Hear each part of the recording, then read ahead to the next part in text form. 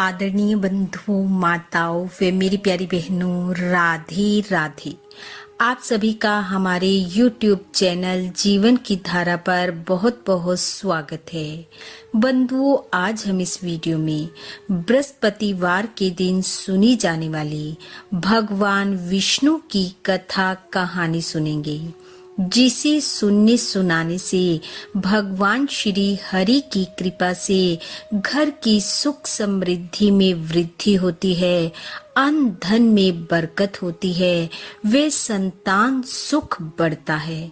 कथा कहानी सुनने के बाद यदि आप हमारे चैनल पर नए हैं तो कृपया हमारे चैनल को सब्सक्राइब करें, बेल आइकन को प्रेस करें ताकि हमारी वीडियो की नोटिफिकेशन सबसे पहले आप तक पहुंचे। वीडियो को शेयर व लाइक भी जरूर करें। कथा कहानी के अनुसार एक नगर में एक ब्राह्मण और ब्राह्मणी रहते थे। ब्राह्मण भगवान विष्णु का भक्त था।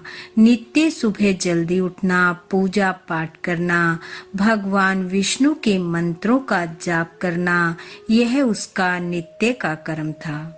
लेकिन ब्राह्मणी ब्राह्मण से बिल्कुल उल्ट थी। ना वह सुबह जल्दी उठती, ना स्नान करती, ना पूजा पाठ करती और उठते ही भोजन करने बैठ जाती। ब्राह्मण इस बात से दुखी था। वह ब्राह्मणी को बहुत समझाता, लेकिन ब्राह्मणी पर उसकी बात का कोई प्रभाव न पड़ता। एक समय भगवान विष्णु की कृपा से ब्राह्मण के घर पुत्री का जन्म हुआ। कन्या ऐसी जैसे साक्षात लक्ष्मी का स्वरूप हो। धीरे धीरे कन्या बड़ी होने लगी। ब्राह्मण वैसे ही अपना नित्य नेम करता और ब्राह्मणी का भी वही स्वभाव रहा। थोड़ा बड़ा होने पर वह कन्या भी अपने पिता की भांति भगवान विष्णु का पूजन करने लगी। उठते ही स्नान ध्यान कर विष्णु सहस्त्र नाम का पाठ करती। जब वह पाठशाला में पढ़ने जाती तो अपने साथ जौ के दाने ले जाती और उन्हें मार्ग में डालती जाती। जब वह पाठशाला से लौटती तो वह दाने स्वर्ण के हो जाते। वह उन्हें इकट्ठा कर अपने घर ले आती। धीरे धीरे उस कन्या के प्रभाव से ब्राह्मण के घर सुख समृद्धि का वास हो गया। एक दिन वह सोने के जौ को फटक कर साफ कर रही थी। उसके पिता ने कहा, बेटी, सोने के जौ को फटकने के लिए सोने का सूप होना चाहिए। लड़की के मन में ये बात बैठ गई। अगले दिन बृहस्पतिवार था। लड़की उठी, स्नान ध्यान कर भगवान विष्णु का पाठ किया और भगवान श्री हरि से प्रार्थना की कि अगर मैंने आपकी पूजा सच्चे मन से की है तो मुझे सोने का सूप दे दो। पाठशाला से वापस आते हुए उसे सोने का सूप मिला, जिसे वह घर ले आई।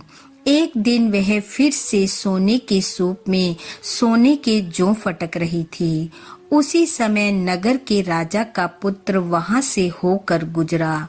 उस लड़की के कार्य और रूप को देखकर उस पर मोहित हो गया और घर आकर अन्न जल का त्याग कर पड़ा रहा। जब राजा को इस बात का पता चला तो वह राजकुमार के पास आया और बोला, बेटा, क्या बात है? किसी ने तुम्हें कुछ कहा है? तुम क्या चाहते हो, बताओ। तुम्हारी नाराजगी का क्या कारण है? राजकुमार बोला, मुझे किसी ने कुछ नहीं कहा। मैं उस कन्या के साथ विवाह करना चाहता हूँ जो सोने के सूप में सोने के जौ साफ कर रही थी। राजा ने कहा, बेटा, इस तरह की कन्या का पता तुम ही बताओ, मैं अवश्य उसके साथ तुम्हारा विवाह कर दूंगा।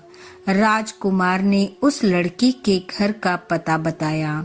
राजा के मंत्री ब्राह्मण के घर गए और कहा कि राजा अपने राजकुमार का विवाह तुम्हारी पुत्री के साथ करना चाहते हैं।